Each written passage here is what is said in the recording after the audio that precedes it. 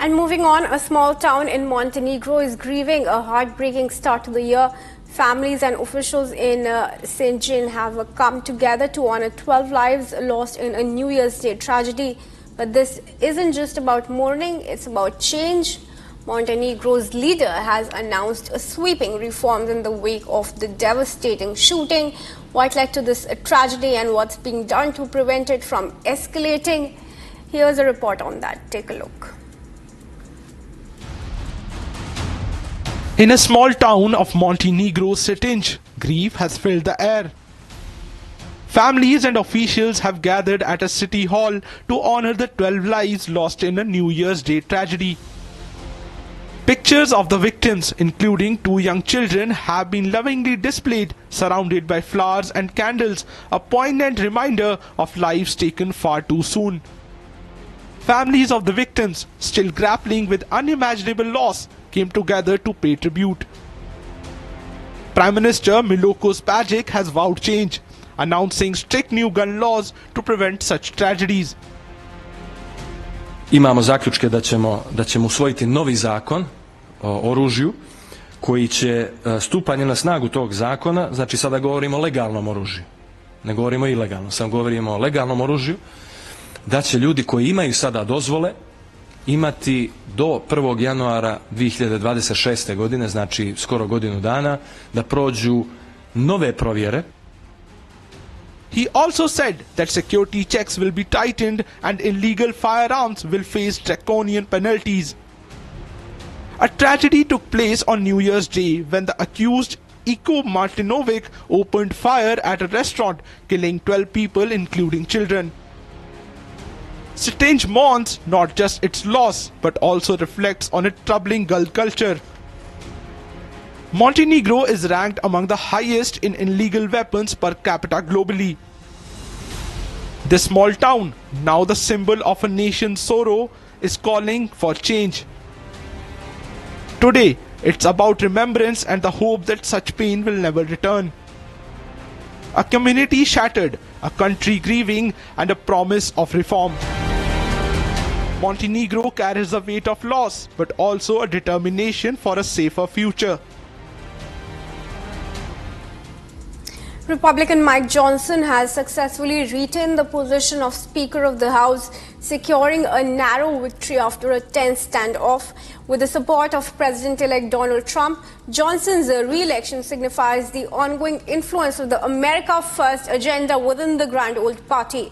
Now, this victory comes after a series of setbacks and intense negotiations. Watch our report to know more on this heated race for the House's top seat.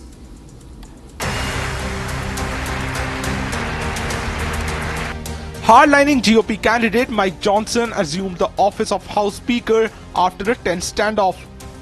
Seeking re-election, Johnson's victory was possible after a narrow margin and the nod from President-elect Donald Trump. What makes Johnson's victory significant is the indicator of President-elect's hold over the Republican Party. This election is not just about one person, it's about moving forward with the America First agenda. The mandate was given by the American people, by the electorate. President Trump got 77 million votes. The House Republicans got almost 75 million. It's a record number. They are expecting us to get to work, and we don't have time for drama. Johnson appeared to initially fall short of the majority he would need to retain the chamber's top job. Johnson seeked the sealing vote to the House after an hour-long standoff post which 2 Republicans pivoted in his support. He won the re-election with 218 votes. Republicans now control the chamber by razor-thin 219-215 majority. You may as well remain standing because according to precedent, the chair will swear in the members-elect en masse. The members-elect will all rise. And the chair will now administer the oath of office. Will you raise your right hand? Do you solemnly swear or affirm that you will support and defend the Constitution of the United States against all enemies, foreign and domestic, that you will bear true faith and allegiance to the same, that you take this obligation freely without any mental reservation or purpose of evasion, But this isn't the first time the House of Congress has been in a state of flux. In a similar spectacle, it took Republicans to elect Kevin McCarthy as Speaker in 2023.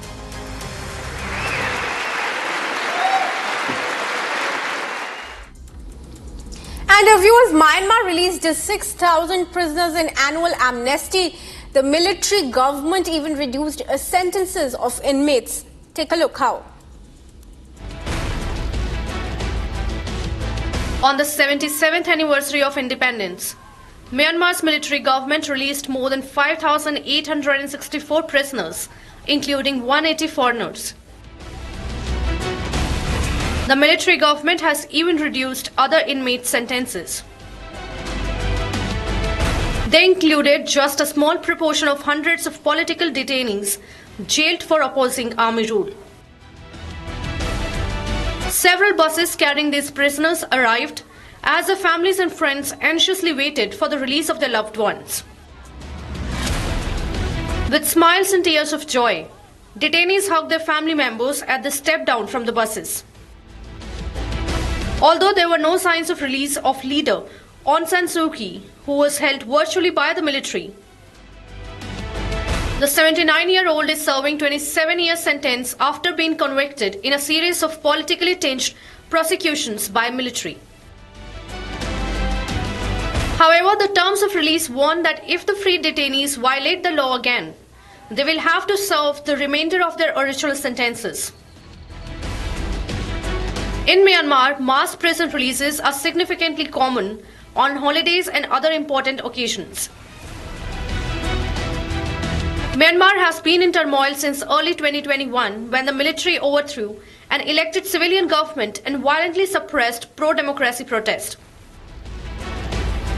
Meanwhile, prisoner releases can take a few days to be completed.